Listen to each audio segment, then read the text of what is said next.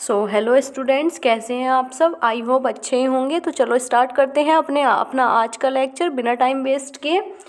तो टॉपिक क्या है, अनुवांशिकता एवं वातावरण का प्रभाव। सबसे पहले बात कर लेते हैं अनुवांशिकता क्या होती है। पॉइंट नंबर 1 क्या है, एक बच्चे को माता पिता से विरासत में मिले सभी गुणों को अनुवांशिकता कहते हैं। अनुवांशिकता किसको कहते हैं कि जो हमें हमारे माता पिता से विरासत में मिलता है वो क्या होता है, अनुवांशिकता होती है। ठीक है। पॉइंट नंबर 2, अनुवांशिकता मानव व्यक्तित्व के विकास का आधार प्रदान करती है, यानी कि जो हमारी पर्सनैलिटी में डेवलपमेंट होगा उसे जो बेस प्रदान करेगी वो कौन, अनुवांशिकता प्रदान करती है। ठीक है। पॉइंट नंबर 3, अनुवांशिकता वह है जो एक व्यक्ति के साथ पैदा होती है, यानी कि जब हमारा बर्थ होता है उस टाइम पर हमारे साथ जो पैदा होती है उसको क्या कहते हैं, अनुवांशिकता कहते हैं। ठीक है। गर्भाधान के साथ नर एवं मादा जनन कोशिकाओं के मिलन से डिंब का निषेचन होता है। ठीक है। फीमेल और मेल वर्जन में जो जनन कोशिकाएं हैं उनके मिलने से डिंब का निषेचन होता है। निषेचित अंडे को युग्मनज के रूप में जाना जाता है, यानी कि जो निषेचित अंडा होता है उसको क्या कहते हैं हम, युग्मनज। ठीक है। अब युग्मनज क्या होता है, युग्मनज में 46 गुणसूत्र होते हैं। ठीक है। फीमेल में XX गुणसूत्र होंगे और मेल में XY गुणसूत्र होंगे, जो आगे डिसाइड करेंगे कि जो एक कपल के बच्चे हैं वो मेल होंगे या फीमेल होंगे, बेटा होगा या बेटी होगी। ठीक है। आगे बात कर लेते हैं। अब एक पॉइंट है, डाउन सिंड्रोम क्या होते हैं। डाउन सिंड्रोम क्या होते हैं, ये 21 पेयर में होते हैं। ठीक है। 21 पेयर में जब अधिकता हो जाए, ठीक, तो उसमें क्या होता है, उसे डाउन सिंड्रोम कहते हैं। इसमें लक्षण क्या क्या होते हैं, बौद्धिक विकास में कमी हो जाएगी। जिसमें डाउन सिंड्रोम होंगे उसमें बौद्धिक विकास में कमी होगी, मेंटली वो थोड़ा वीक होगा। ठीक है। उसकी शॉर्ट हाइट रह जाती है, क्या होता है, शॉर्ट हाइट रह जाती है। ठीक है। अब नेक्स्ट पॉइंट क्या है, टर्नर सिंड्रोम क्या होते हैं। टर्नर सिंड्रोम 23 पेयर में कमी होती है। जब 23 पेयर में कमी हो जाती है तो वो टर्नर सिंड्रोम होते हैं। ठीक है। ये केवल फीमेल में होता है। इसमें क्या होती है, हाइट कम रह जाती है और रिप्रोडक्शन में भी कमी होती है। ठीक है। नेक्स्ट, अब बच्चे ट्विंस, अब बात बनती है कि ट्विंस बच्चे जो पैदा होते हैं वो कैसे होते हैं। ठीक है। ट्विंस 2 तरह के होते हैं, आइडेंटिकल होते हैं और फ्रेटिमल। ठीक है। आइडेंटिकल ट्विंस क्या होते हैं, एक रूपी। फ्रेटिमल क्या होते हैं, द्विगुणज। ठीक है।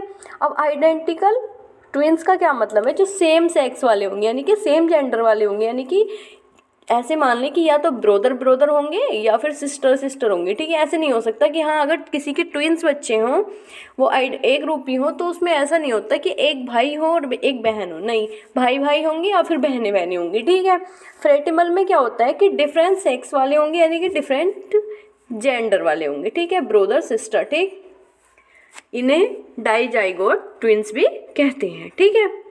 और आइडेंटिकल ट्विंस को क्या कहते हैं, मोनोजाइगोट ट्विंस। आइडेंटिकल को मोनोजाइगोट ट्विंस और फ्रेटिमल को डाइजाइगोट ट्विंस। ठीक है। नेक्स्ट बात कर लेते हैं कि पर्यावरण क्या होता है। अब तक हमने अनुवांशिकता के बारे में बात करी, अब हम बात करेंगे एनवायरनमेंट क्या होता है। एनवायरनमेंट क्या होता है, एनवायरनमेंट जीन्स को छोड़कर वह सब कुछ है जो व्यक्ति को प्रभावित कर सकता है। जीन्स को छोड़कर का क्या मतलब है, जीन्स तो हेरिडिटी से रिलेटेड है ना, जीन्स हमारे अंदर हमारे पेरेंट्स से ही तो आते हैं। ठीक है। तो उसको छोड़कर जो कुछ भी चीज़ हमें प्रभावित कर रही है वो क्या है, वो सारा एनवायरनमेंट है। ठीक है। ये कारक व्यक्ति के विकास को प्रभावित करते हैं। अब व्यक्ति के विकास को कैसे प्रभावित करते हैं, अब हमें एनवायरनमेंट अच्छा मिलेगा तभी तो हमारा विकास अच्छी तरह से हो पाएगा। अगर एनवायरनमेंट ही पोल्यूटेड है, एनवायरनमेंट ही गंदा है तो हमारा अच्छे से विकास नहीं हो पाएगा। तो इसलिए कह देते हैं कि एनवायरनमेंट व्यक्ति के विकास को प्रभावित करते हैं। ठीक है। पर्यावरण में परिवेश के सभी पहलू शामिल हैं। पर्यावरण में परिवेश के सभी पहलू शामिल हैं। नेक्स्ट पॉइंट, पर्यावरण में विभिन्न प्रकार की ताकतें होती हैं। कौन कौन सी ताकतें होती हैं, शारीरिक, सामाजिक और नैतिक इत्यादि। ठीक है। नेक्स्ट पॉइंट, शिक्षकों को अच्छा मानसिक वातावरण प्रदान करने का प्रयास करना चाहिए। जो मैंने अभी बताया कि अच्छा वातावरण होगा तो बच्चे का अच्छी तरह से डेवलप हो पाएगा माइंड। ठीक है, ताकि बालक उन्नति कर सके। अगर जो इन्वायरमेंट ही अच्छा नहीं मिल पा रहा है तो उसका पढ़ने में मन ही नहीं लगेगा, रुचि नहीं होगी। ठीक है। अब बात कर लेते हैं नेचर वर्सेस नर्चर। ठीक है, प्रकृति वर्सेस पोषण। बालक के विकास में दोनों महत्वपूर्ण होते हैं, नेचर और नर्चर दोनों बालक के विकास में महत्वपूर्ण होते हैं। ठीक है, वुडवर्थ क्या कहते हैं? वुडवर्थ ने कहा कि बच्चे के वृद्धि एवं विकास के लिए दोनों समान रूप से आवश्यक हैं। बच्चे के वृद्धि और विकास में हमें नेचर की भी ज़रूरत है और हमें नर्चर की भी ज़रूरत है। ठीक है, अगर हम डायरेक्ट देखें तो डेवलपमेंट जो है वो हेरिडिटी और एनवायरनमेंट का प्रोडक्ट है। मैंने शुरू में भी बताया था ये बात, तो आपको याद होगा। ठीक है, अब नोट करके एक चीज़ है, विकास आनुवांशिकता एवं वातावरण का गुणनफल है, वही जो ऊपर लिखा है शॉर्ट फॉर्म में, डेवलपमेंट हेरिडिटी और एनवायरनमेंट का प्रोडक्ट है। ठीक है, अब बात करते हैं आनुवांशिकता से प्रभावित क्या क्या होते हैं और पर्यावरण से। ठीक है, आनुवांशिकता से प्रभावित क्या क्या चीज़ें हैं? कलर ऑफ आइज, हमारी आंखों के जो कलर हैं वो हमारे हेरिडिटी से प्रभावित हैं।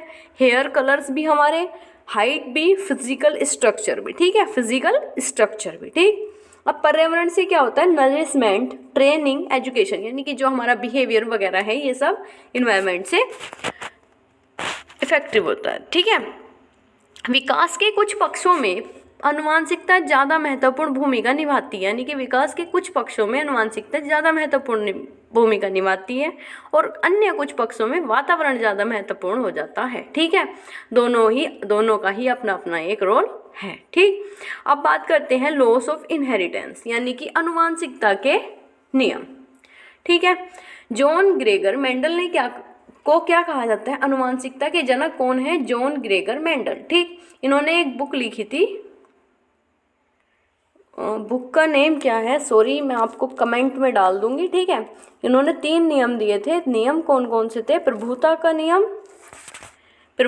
नियम, law of segregation, law of independent assortment. ठीक है, इसी के साथ हमारा आज का टॉपिक कंप्लीट होता है। अगर आपको वीडियो अच्छी लगे तो लाइक, शेयर और कमेंट जरूर करें और चैनल को सब्सक्राइब जरूर कर लें। ठीक है, और हाँ, बेल आइकन को जरूर प्रेस कर दें जिससे कि आने वाली वीडियो की आपको नोटिफिकेशन पहुंच जाए और आप वीडियो को फ़ायदा उठा सकें। इसी के साथ bye bye students, take care, पढ़ते रहिए, तैयारी में अच्छे से लग जाओ, एग्ज़ाम इस बार क्लियर करना है। ठीक है, बाय स्टूडेंट्स।